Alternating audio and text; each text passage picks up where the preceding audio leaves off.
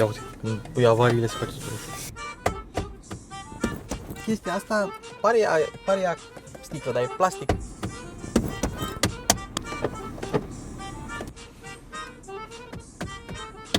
Da, virează și spatele la ea. Ești nebun. Okay, Mr. Andy Popescu, wow, this car is so fast! Șefule, ce mașină frumoasă ai! Vedem? Ia uite, au venit, îl luară pe ăsta, dar de ce? Eu n-am bușit niciodată o mașină, tu ai bușit. Una din două. Hai mă ușor. Salutare, dragi prieteni, Andy Popescu și astăzi facem un vlog cu... Luci Popa! S-au strâns fații Popa, Dorian Popa și Luci Popa. Ieri a fost întâlnirea popilor, Popa, Popescu și asociații. Nu-l mai întâlnise pe Dorian Popa? Niciodată. Ai văzut și el te știa? Bă, mă știa și că, bă, te urmăresc, nu știu ce. Și eu eram super humbled așa, adică nu mă așteptam, nu venea să cred, da. Cu ce mașină facem vlog astăzi? Facem cu ultimul șeptar.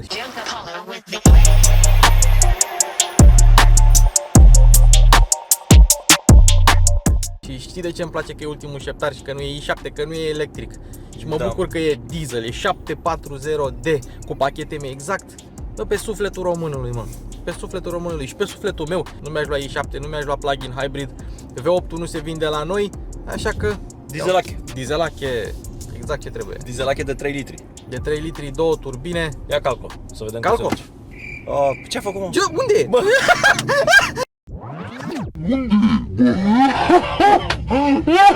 Ai călcat-o și nu s-a întâmplat nimic aici. Nimic, da, nimic. Păi vezi că i7-le se ducea. Da, asta e pe efficient acum. Am fost surprins să văd cât de mult seamănă această mașină cu i7. Eu nu știam că practic e aceeași mașină. Păi e aceeași mașină. Și asta știam. e problema, că BMW a făcut atâta marketing pe i7, încât oamenii au uitat că există seria 7 diesel fix. Deci asta practic e un i7 diesel. Asta e problema, că l-au marketat prea mult pe i7. Știi care e problema cu ăsta electrice? Trebuie să le încarci. Da. Și spun eu care sunt proprietar de mașină electrică. Gata, s-a dus și vara asta. Vine frigul, vin ploile, dar vine și partea plăcută. E momentul să mă tirez spre țările calde împreună cu familia. Dar ca de obicei, partea grea e să găsești cazare, bilete de avion, să pregătești bagajele și evident drumul lung până la destinație. Și partea amuzantă este că mi-am dat seama că am Surfshark drept asistent. Dacă nu știai, Surfshark este un VPN, adică o rețea virtuală privată, care îți asigură intimitatea atunci când navighezi pe internet și îți permite să schimbi virtual locația dintr-un singur click. Dar nu face doar asta, să vă explic la ce le trebuie nouă în vacanță. În primul rând, ai nevoie doar de un singur cont, pe care îl poți asocia cu un număr nelimitat de device-uri. Deci l-am pus pe laptopuri și pe telefoanele noastre, pe tabletele băieților, dar poți să-l pui și acasă pe router sau pe TV. Apoi drumul e lung și ne conectăm la toate Wi-Fi-urile publice de prin aeroporturi sau restaurante. Mană cerească pentru hacker, care vor să ciordească informațiile personale, datele cardului sau parolele mele de la YouTube, așa cum a pățit-o și Shelly. Activezi Surfshark One și pac! Ești protejat. Ai de așteptat prin aeroportul și vezi să-ți continui serialele tale de pe Netflix, dar vezi că nu mai ai acces la ele din Qatar. Ce faci? Îți muți locația cu Surfshark pe România și pac! Am acces iar la telenovelele mele turcești preferate. Dacă vrei și tu VPN de la Surfshark, intră pe linkul din descriere și introduc codul Andy Popescu și beneficiezi de o ofertă exclusivă și încă 3 luni gratuite. Dacă nu ești mulțumit, ai 30 de zile la dispoziție să anulezi și primești toți banii înapoi. Iar acum, hai să urmărim în continuare vlogul. Opinia mea este că pentru BMW seria 7 e mai mișto dieselache. De ce? Că nu stai cu grijă. Unde să o încarci? Păi uite, Călin a venit cu i7, Călin Donca. Da. A încărcat, a trebuit să încarce la București. Este un pic problematic, știi? Valoarea reziduală e mai bună la diesel decât la benzină, plug-in hybrid sau full electric. Da? Da. Deci valoarea. asta peste 10 ani va fi mai scumpă decât un plug-in hybrid sau decât un i7. Revedem vlogul ăsta peste 10 ani, fast forward 10 ani și vedem Da, dacă am 2033, da.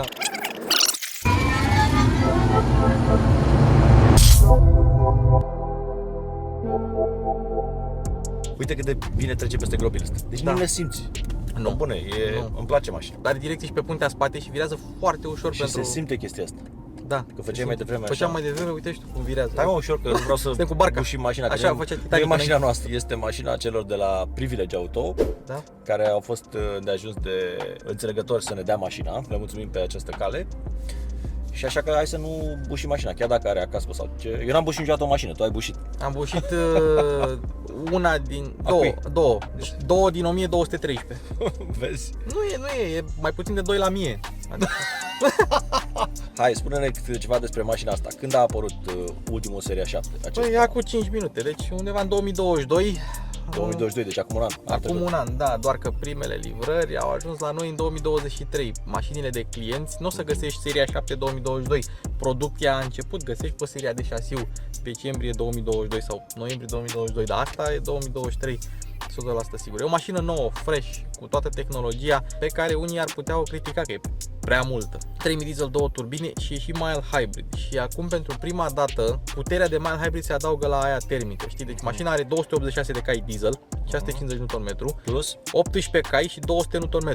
Doar că ea nu se adaugă aritmetic. Practic are 300 în total și 670 Nm, care sincer e suficient. ce pot să spun sigur este că niciodată un BMW seria 7 nu a arătat atât de luxos la interior. Deci cât face 0-100? 5.8. Dar are lag extrem de mare. Da. Deci nu mare, extrem Noi de mergem mare. pe eficiență. 5,8? Da. Păi frate, 5,8 eu am scos cu Skoda Superb. Skoda! Da. Superb de 2 litri. Da. 2 litri. Da. Am scos 5 secunde. Bun. Cât cai puterea avea Skoda aia? 270. Exact, asta are 300. Da, dar cât cântărea aia? Păi asta e diferența. Știi bine, nu compar luxul. Ia Compar că luxul. de așa blană. Plan. Și stăm pe loc. Acum a plecat. Acum am plecat. Bun. Uite, trecem pe sport. Mi s-a strâns scaunul. Și mie. Și mie, fiat. Stai mă ușor, să nu fie a treia mașină. Păi e limită 60, am avut 59. I-am dat blană și m-am dus până la 59. Această mașină este pentru cine vrea confort extrem. Da, uite ce silențioasă e, deci nu auzi motorul, nici nu te-ai dat seama că e diesel, știi? Foarte mișto. Deci au mers pe cartea luxului, n-au mers pe cartea sportivității. BMW-ul nu mai e the ultimate driving machine, e the ultimate cruising machine, așa ai putea să-i spui. Nu este o mașină sportivă, Nu, dar e una manevrabilă pentru că virează puntea spate, deci cum Da. întorci în locul asta e... deci clar Impresionant. este o mașină pentru care trebuie să ai șofer. Nu să o conduci tu. Da și nu. Da, ce te-ai speriat? Mă sperii. Ce te-ai speriat? Uite încă una, 740 de. Vezi? S-au umplut București de ele. Da, foarte mișto. Asta are și pachet M. Deși dacă te uiți la interior, doar aici scrie M. Și cred că aici, uite aici, sigla de M. Salut, domnul inspectore! Salut, salut! Ce faci, șefule? Șefule, ce mașină frumoasă ai! Mulțumesc, hai să dau și eu, te trimis și eu puțin aici pe grupuri. Trimite-mă! Idealul, viața noastră, uite ca simăr în mașină, idealul. Da, bombardierii, bă bune. Salută oamenii noștri! Salutare! Seria 7, vă salut cu drag! Trăiască tot ce iubești tu. Frumoasă mașina! Ce motor are? 4.000, tot 40. Tot 40. 3 litri diesel adică. A ta? Păi da, 3 litri diesel, nu? Da. Cât ai dat pe ea? Am dat 180.000. Oh, Frumos! da, e mai dotată decât a noastră. Da, Da? asta e full cașmir, Da. total. Da? Nu se deschid ușile automat la noi. La noi se Da. Da? Aveți televizorul în spate? A, noi nu-l avem. Mamă, e full. A, e full anul, da. Ce să? Vezi, s-au umplut Bucureștiul de ele. Nu prea am văzut. Ei, glumesc. Bine, salut, numai bine. Hai, sănătate. Salutare! Ce nu e pe gustul meu volanul ăsta gros, așa, nu știu. Eu am mâinile mici și toți piloții de curse vor volane subțiri. De asta dacă te uiți la Porsche, de exemplu, toate volanele lor sunt rotunde și subțiri. O chestie are minus și plus, dar pe minus scrie boost. Dacă țin apăsat pe padela asta, Da. îmi dă un fel de sport mode chiar dacă sunt pe efficient. Adică îmi dă toată puterea Sturează motorul și îți dă inferioară. inferioară, ți-o pune în cel mai sportiv mod. E exact sport response-ul ăla Dar de la, știi că de la Porsche. și ăsta avea i7-le. Da. Da. Toate au. Hai să îi dai pe sport. Hai. Să vedem. Mamă, e... Stop! Stop. E pentru 2,2 tone e Dar să decent. știi că i7-le fuge mai tare. Care 544 de cai, normal să fugă mai tare, dar are și 600 de kg în plus. Dar și range anxiety are. Are. La asta face 1000 de km, deci mașina are 74 de litri în rezervor Da? și proprietarul, cât a mers cu ea de când a luat-o, 7,2 consumul. Ăla da range. Ăla Dar mașina e destul de nouă, nu? Câți kilometri are? 8000. 8000 de kilometri? 8000, da. Consumul 7,2. Nu e decent 7,2, adică 7,2 scoți cu o trocarici de asta de 1 litru. Știi? E bine, deci măcar pe consum stă bine. Mie îmi place mașina, pentru gusturile mele mi-aș fi dorit un motor mai puternic, evident. Că în funcție de preferințe fiecăruia. Dar oamenii nu trebuie să-și ia mașina care îmi place mie. Oamenii trebuie să-și ia mașina adaptată nevoilor lor. Lor, da, de asta există mii de mașini care pot să și, scupe. și de configurații, de motorizări și de tot. După cum vedeți, am schimbat locul unde facem vlogul, am zis să venim cu ceva nou și să vă cerem părerea, pentru că voi decideți dacă vreți să facem tot așa, să mai schimbăm locurile, să mai vedeți alte mașini testate pe alte drumuri, sau dacă vreți să revenim la locul Andy Popescu. Dar parcă m-am săturat așa devine boring așa, nu? Păi dacă mănânci pizza toată ziua, te saturi la un moment dat. Asta Mai zic. vrei și tu o salată. Deci dacă vă luați versiunea cu uși care se închid singure, Cum aveau ăștia de aici, Da. da? Ăștia cu BMW-ul alb. în momentul în care apeși pe frână se închide ușa. E, dacă tu ai un copil între ușă și Da? mașină, Se strivește. îți privește. O Dacă să ai 2 copii. Și am făcut eu testul ăsta, mi-am băgat capul, Da. știi, și m-a...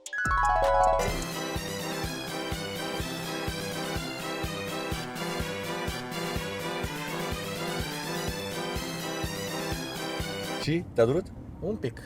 Și dacă vă luați mașina asta, e o opțiune care costă, nu știu, în jur de 10.000 de euro, nu știu exact suma exactă, ecranul ăla 8K pe care îl are și Călin, Da. acolo. E mișto ăla. 8K cu streaming de filme, Netflix. de tot ce vrei tu, exact. Dacă ai copii, păi da, le pui acolo desenele, pui YouTube, le pui ce vrei tu și n-ai nicio treabă. A, și de aici Pare. dai, ia uite, de aici dai Da, gurile de pe ventilație. unde să vină gurile, Pe unde da. să vină Dar aerul. vezi că nici nu vezi pe unde vine aerul, pe aici vine Pe aerul. aici vine aerul și pe Oh, aici cât de și pe ascunse sunt. acolo. Acum îmi dau seama că mașina asta nu are guri de ventilație clasice. Chestia asta pare ea sticlă, dar e plastică, n-ai voie să pui sticlă în mașină, știi? Da, în caz de accident, dacă se sparge ceva, dar nu vrei să vină sticla să te taie, știi? Mamă, câte setări are, incredibil. Ce frumoasă e animația asta, cum îți arată mașina Cum aici. îți arată mașina. Sunt curios dacă virezi, dacă virează roată. Da, Da, frate. Da, Deci e înseamnă incredibil. atenție la detalii. da. Și ia, dacă dai flash-uri? Da! Dacă dai flash-uri, vezi, noi avem acum farurile pornite, faza scurtă, îi dăm pe auto, Da, s-au închis. luminile Mamă, ce auto tare. și dacă îi dai flash-uri, bum, Și bum. 4K. Ce mișto. Bun, și acum se ridică. Oare se ridică și aici? Nu știu. Ba, s-a Ba, s-a ridicat. ridicat! Da. Știi ce mi place mie față de S-Class la Șeptar? La S-Class nu-mi găsesc poziția la volan chiar așa de ușor. Pe când la Șeptar, imediat am putut să-mi pun poziția la volan. Ce nu-mi place totuși e că butoanele astea de scaune sunt puse aici, tot timpul le ai în câmpul vizual, te deranjează puțin Aha. și nu ai toate setările la butoane. Cheia e una normală, știi că au renunțat la cheia aia cu display? Da, de ce? Pentru că rezoluția era slabă, mergea încet, Trebuia să o încarci. trebuia să o încarci și oricum ai telefonul care are super rezoluție, orice smartphone modern are 1080p și au aplicație și poți să o muți din cheie, poți să o pornești din cheie, să pornești ventilația din cheie. Uite, și mașina are lumini ambientale în plafon. Da, Mercedes a pus la început, înainte de BMW, luminile ambientale. BMW a copiat. Toți au copiat până la urmă, că Unii dacă alții. inventează unul o chestie, ceilalți o copiază. Da, dacă oamenilor le place. Ia, hai să vedem cum se aude dieselul tunel. Ce dacă se audă, mă, ești nebun? Să vedem. Ia. Nimic. Nimic. Da, sună, da.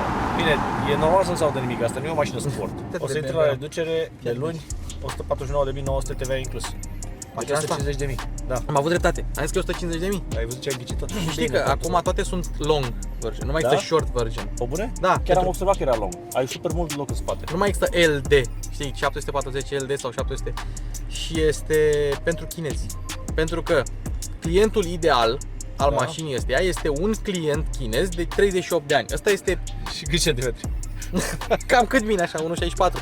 Vezi, de asta poți. Ia să vedem, putem să vedem bordura? Care arată bordura ca să știm Putem să o cât. vedem după ce lovim. Ia fi atent aici. Ok. Eventually.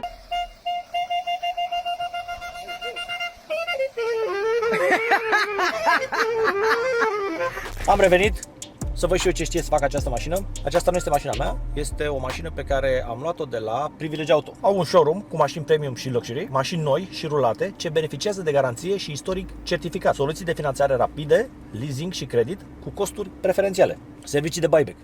Ce mașină ai? Uite, am o Tesla, vreau să dau la buyback. Da. Și dau diferențele la mașina asta. Trebuie să dai câteva Tesle ca să-ți iei una din asta. You just have to say that you're fine when you're not really fine, but you just can't get into it. Acum, hai să vedem ce știe mașina asta să facă. Hai. Să dăm șoc în motor. Cum se face pornirea ieșirii din Uite, parcare? pornirea ieșirii din parcare, da? Adică să vină pe unde a mers Da. inițial? Uite. Pentru a începe procesul, vă rugăm să apăsați pedala de frână. Am apăsat. Atenție la zona înconjurătoare și reveniți dacă este necesar. Dacă ăștia mi-ating mașina, cine răspunde? Alo, alo, domnule, suntem de la BCN. Știi că eu în filmul ăsta, cursa pe care îl fac alături de Codin, că o să comentez cursa de mașini. Și nu știu dacă o să comentez în română sau în engleză. Așa că, Blanu! Okay, N-am Mr. plecat. Andy Popescu. Wow, this car is so fast. There's AMG 2-liter motor. Ce pot să zic despre această mașină este că are cel mai futurist, cel mai luxos interior văzut vreodată la o mașină. Este la nivelul unui S-Class sau poate, în funcție de gust, puțin superior. Da. Ție cum ți se pare? Aici e chestie de gust, deci nu contează. Da, e chestie de gust. Mie mi se pare un pic peste. Bă, și mie! Am vrut să zic că să nu te influențez, dar mi se pare puțin peste S-Class. Cum zic că se uită asta cu tramvai, abia aștept să dea peste mine. Abia aștept să mă Tramvai fac cu să dea BMW. peste mine. Tramvai și BMW, adică. Păi da, e o istorie. O istorie, BMW-urile care merg pe linia tramvai de BMW. O fi 4x4 mașina asta? Păi Bă, da, este acum s-a X-Drive dus. standard. Tu ai văzut cum a plecat? Am văzut, da. Dar era încărcată deja. Între Mercedes, BMW și Audi. Șeptarul. Șeptarul? Ăsta, da? Da, De ce? da. Exact. Ia uite, au venit, îl luară pe ăsta. Dar de ce? Poliția locală. Crezi că trage de fiară ăla? Da. Hai să vedem dacă fraierul ăsta de lângă noi cu Tesla, dacă putem să-i rupem mufa. Să-i rupem că... Stai mă așa nebune, ești gata? 3, 2, 1, plană! Ia rup mufa, mă. Iar umufa. Intră pe linkul din descriere și introduc codul Andy Popescu și beneficiezi de o ofertă exclusivă și încă 3 luni gratuite. Vreau să lăsați un comentariu pentru că noi o să citim toate comentariile și eu o să-mi iau din timp să citesc toate comentariile voastre și să vă răspund la cât mai multe dintre ele. Și nu fac mișto. Așa că lăsați un comentariu pentru că mă interesează foarte mult părerea voastră, că eu așa pot să fac un material mai bun. Adică să ziceți, bă, nu mi-a plăcut aici prin oraș sau du-te la loc Andy Popescu că testezi mai bine mașinile acolo sau chestii de genul ăsta. Hai! Bye! Ciao.